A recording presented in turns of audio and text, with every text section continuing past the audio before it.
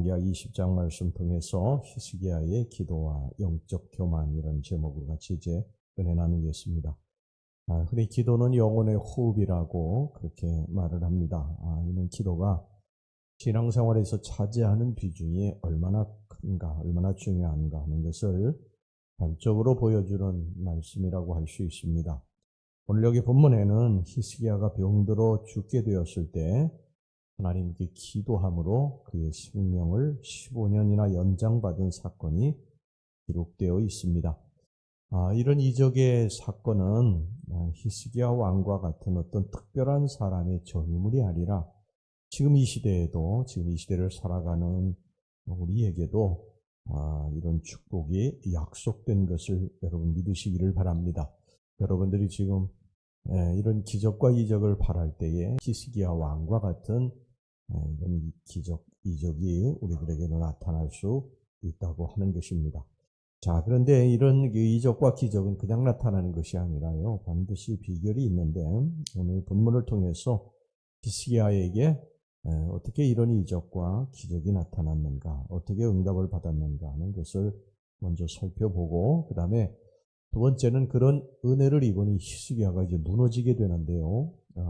왜 어떻게 무너지게 됐는가, 이것을 살펴보면서 또 경계로 삼도록 그렇게 하겠습니다. 첫 번째, 히스기야가 죽을 병에서 어떻게 응답을 받았는가, 어떻게 이런 이적과 기적이 히스기야 왕에게 나타났는가 하는 것을 좀 살펴보겠습니다. 첫 번째는 이 히스기야가 진실과 전심으로 여호와의 능력을 의지하고 기도했다는 것입니다.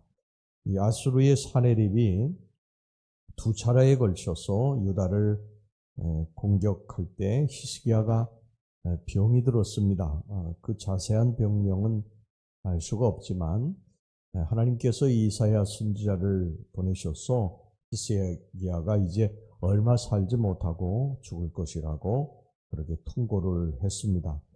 죽음을 통고한 것으로 봐가지고 히스기야 왕의 병이 절대 가벼운 병이 아니었음을 우리가 알 수가 있는데요. 하나님은 이제 죽음에 대해서 통보하시면서 주변을 정리하라고 그렇게 말씀하셨어요.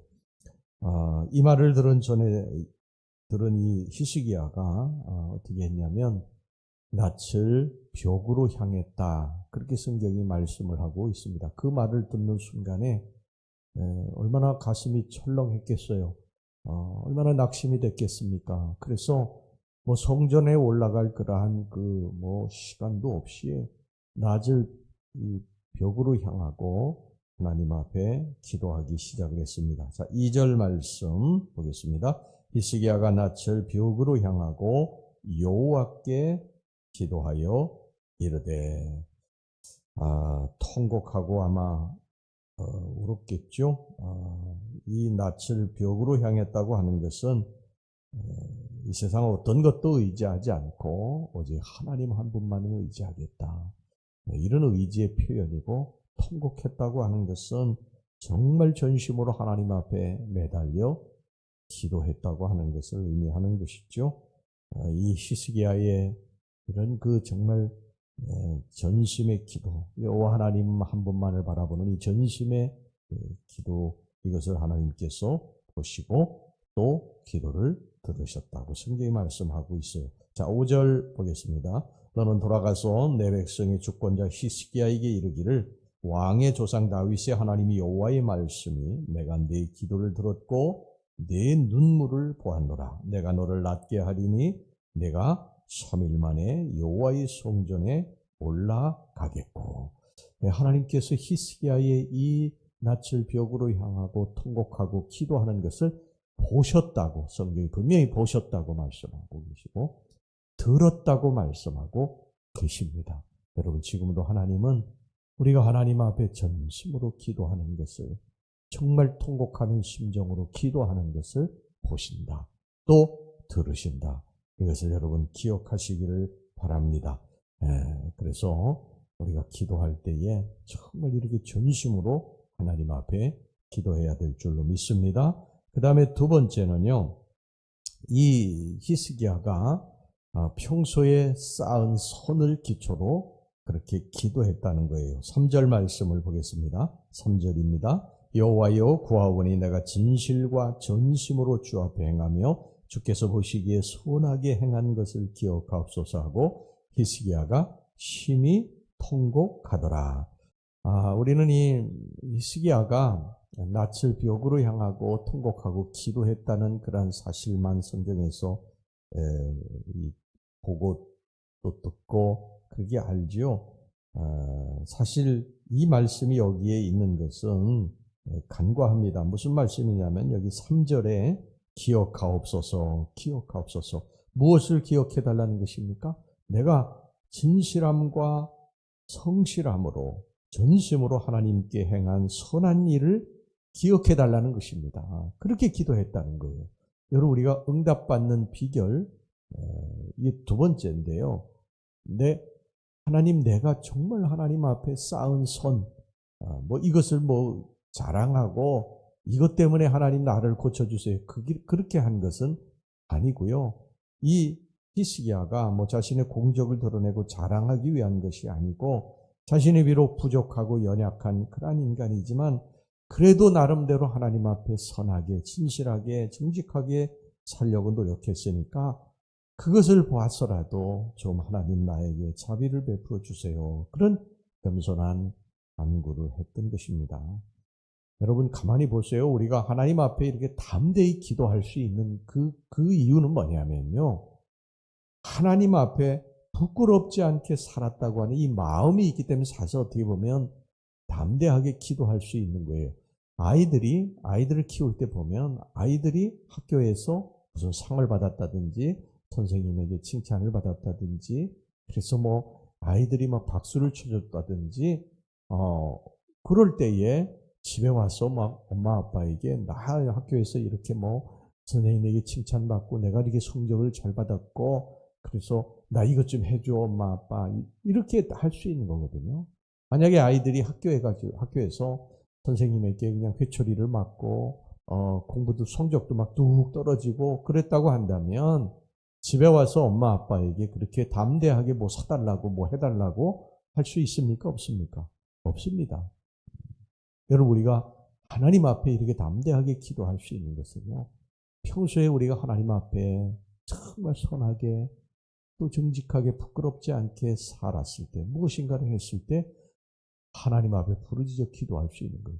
그렇지 않으면 항상 죄악이 먼저 떠오르게 됩니다. 그래서 죄를 담이라고 하는 거예요. 하나님과 우리 사이에 이 죄의 담이라고 그래서 그러는 것입니다. 이 죄의 담을 먼저 허물어야 된다. 하나님 앞에 우리들이 부끄럽지 않게 살아야 된다. 여러분 이것을 항상 기억하시고 하나님 앞에 우리 평소에 정직하게 또 진실하게 전심으로 이렇게 살아갈 수 있기를 주의 이름으로 축원합니다. 그 다음에 여기 보면요. 세 번째 또 중요한 것이 있는데 모든 인간적인 노력과 수단을 동반한 기도예요. 이 히스기야의 간절한 기도가 하늘 보좌를 이제 움직였지 않습니까? 그래서 하나님께서 이 히스기야에게 이제 생명을 연장시켜 줄 것이라고 하는 그런 계시를 받았어요. 5절 말씀입니다. 너는 돌아가서 내 백성의 주권자 히스기야에게 이르기를 왕의 조상 다윗의 하나님 여호와의 말씀이 내가 네 기도를 들었고 네 눈물을 보았노라. 내가 너를 낫게 하리니 내가 3일 만에 여호와의 성전에 올라가겠고. 이 계시를 받았어요. 그런데 이 히스기야는 여기 성경에 보면은요. 이사야 선지자의 지시에 따라서 무화과 열매를 반죽해가지고 환부에 발랐습니다. 이게 어떤 병인지 잘 모르지만 하여간 그 병에다가 이렇게 이제 무화과 나무 진미가지고 이제 바르는 일을 했던 것입니다. 여러분 이것이요. 우리들이 기도할 때 항상 놓치지 말아야 될 것이 또 하나 있는데 뭐냐면 우리의 기도가 응답될 것이라고 하는 믿음이 있어도 우리들이 해야 할 일은 해야 된다. 여러분 히스기야는 질병 회복을 위해서 하나님께 기도하면서도 동시에 의술로 할 수 있는 노력을 게을리하지 않았다는 것입니다. 여러분 학생은 기도했으면요. 응답을 이게 하나님으로부터 받았어도 열심히 뭐 해야 됩니까? 공부해야 됩니다. 공부는 안 하고 응답받았어 나 그러고서 놀으면 안 된다는 거예요. 사업에 잘 될 것이라고 하는 응답을 받았어도 열심히 자기가 또 뛰어다녀야 된다는 것입니다. 병든 사람도 기도했으면 난 나을 거야 이런 믿음을 가지고 아무것도 안 하는 것이 아니라 병원을 다니고 또 좋은 의사를 하나님 붙여주셔서 또 낫게 해주실 것을 믿고 그리고 최선을 다해야 된다는 것입니다. 여러분 성경에 보면 아말렉과의 싸움에서 여호수아는 앞에서 싸우고 모세는 뒤에서 기도하고 여러분 이것이 항상 우리들의 삶이 되어야 됩니다. 난 기도했으니까 난 아무것도 안 해도 되고 빈둥빈둥 놀고 그러면 안 됩니다. 그럼 가난을 면치 못할 거예요. 최선을 다하는 거. 최선을 다할 때 하나님께서 뒤에서 밀어주시고 앞에서 끌어주시고 우리를 세우실 줄로 믿습니다. 자, 그 다음에 이제 두 번째 이런 은혜를 히스기야가 입었거든요. 이런 하나님의 은혜를 입었는데 히스기야가 무너지게 됩니다. 왜 무너지게 됐는가 하는 것을 좀 살펴보겠습니다. 자, 당시에 이 중근동의 국제 질서를 주관하는 최강대국은 아수르였어요. 아수르. 그 가운데서도 아람을 멸망시킨 이 디글랏빌레셀 3세와 북이스라엘을 멸망시킨 이 살마네셀 5세는 유명합니다. 그런데 이런 아수르의 막강한 국력도 이 살마네셀 5세 이후에 사르곤 2세 때부터 서서히 이제 기울기 시작을 했습니다. 이때 이미 이제 아수르의 그 당시 아수르의 속국으로 바벨론이 있었거든요. 바벨론이라고 하는 나라는 아주 작은 나라였어요. 근데 이 바벨론이 이제 속국으로 있었기 때문에 이때는 뭐 찍소리도 못했고요. 바벨론이 이제 점점 아수르가 쇠퇴하면서 이 바벨론이 나라가 커지게 되고요. 대표적으로 이제 바벨론 독립의 대표적인 인물이 누구냐면 이 발라단의 아들 브로닥 발라단이었습니다. 자, 12절 말씀 오늘 여기 본문해 보겠습니다. 그때 발라단의 아들 바벨론의 왕 브로닥 발라단이 히스기야가 병들었다 함을 듣고 편지와 예물을 그에게 보낸지라. 그러니 아수르 왕 사르곤 원년에 반란을 일으킨 뒤 12년간 바벨론을 통치하다가 이 사르곤의 뒤를 이어서 왕이 된 사네립에 의해서 메소포타미아 엘람 지역으로 추방됐습니다. 이런 와중에서도 이 바벨론의 독립을 쟁취하기 위해서 굉장히 그 노력을 하고 꿈을 버리지 않았어요.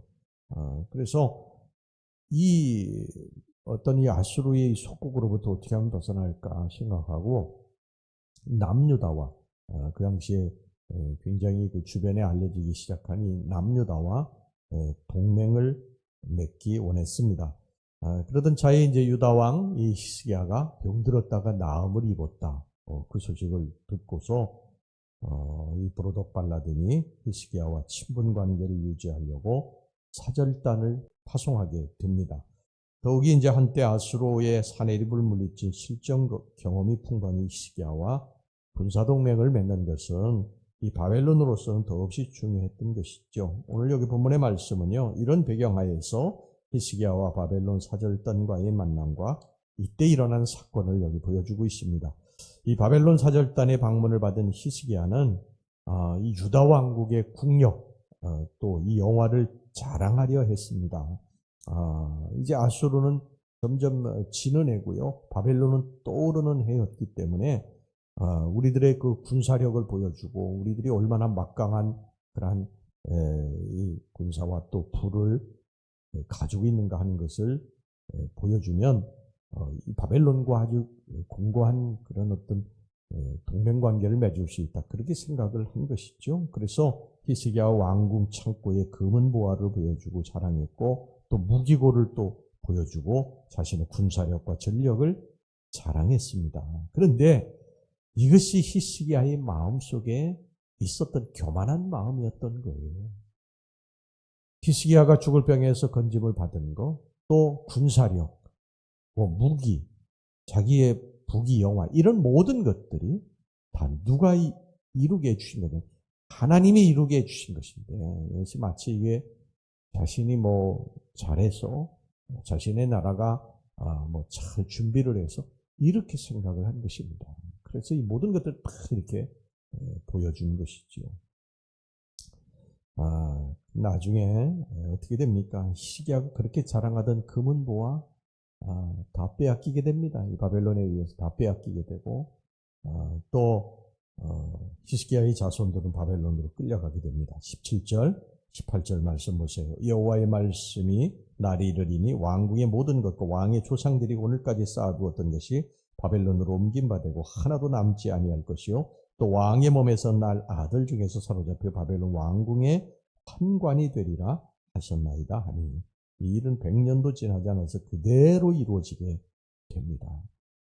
여러분 살면서요 잘 되면 내 덕이다. 못 되면 하나님 탓. 여러분 이게 우리 인간의 마음이 그래요.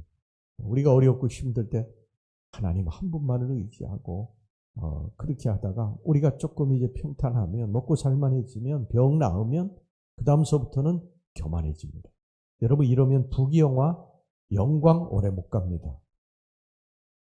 우리가 힘들 때 하나님 붙들고 의지하고 하나님이 하셨습니다. 하나님이 도와주셨습니다. 그리고 하나님 붙들고 살았으면요. 우리가 좀 평탄해져도 또 우리가 건강해져도 하나님 끝까지 붙들고 하나님을 의지하고 살아야 그 영광이 오래가는 줄 믿으시기를 바랍니다. 항상 우리들이 놓치는 거예요. 성경은 계속해서 우리들이 그걸 말씀하고 있지 않습니까? 교만해져가지고 망하는. 대표적으로 사울왕이 그렇지 않아요? 교만해져서 결국 멸망의 길로 가지 않습니까? 우리가 그런 전철을 되풀이하지 않기를 간절히 바랍니다. 히스기야 왕, 이 하나님으로부터 놀라운 은혜와 축복을 받았음에도 결국 나중에 교만해졌다가 그의 아들이 환관으로 끌려가게 되는 일은 나라가 다 망가지게 되지 않습니까? 사랑하는 성도 여러분, 우리는 무엇을 하든지 먹든지 마시든지 하나님의 영광만을 위해 살아야 되고요. 조금 잘 됐다고 교만하고 그 쌓은 복이 없어지는 그런 어리석은 백성들이 되지 않기를 다시 한번 주의 이름으로 축원합니다. 기도하겠습니다. 하나님 아버지, 히스기야가 오늘 어떻게 응답받았는지 우리가 같이 살펴보았습니다. 진심으로 여호와의 능력을 의지하고 기도할 때 응답받았고 평소에 쌓은 선을 기초로 해서 기도할 때 응답받았고 모든 인간적인 노력과 수단을 다 동반해서 기도할 때 응답받았다고 그랬습니다. 그렇지만 이 히스기야가 교만하다가 무너졌습니다. 하나님, 우리들이 늘 깨어 기도하게 하시고 교만하지 않게 해주셔서 우리들이 하나님이 베풀어 주신 부귀영화 또 은혜, 축복이 계속 지속될 수 있도록 역사해 주시옵소서. 예수님의 이름으로 기도하옵나이다. 아멘.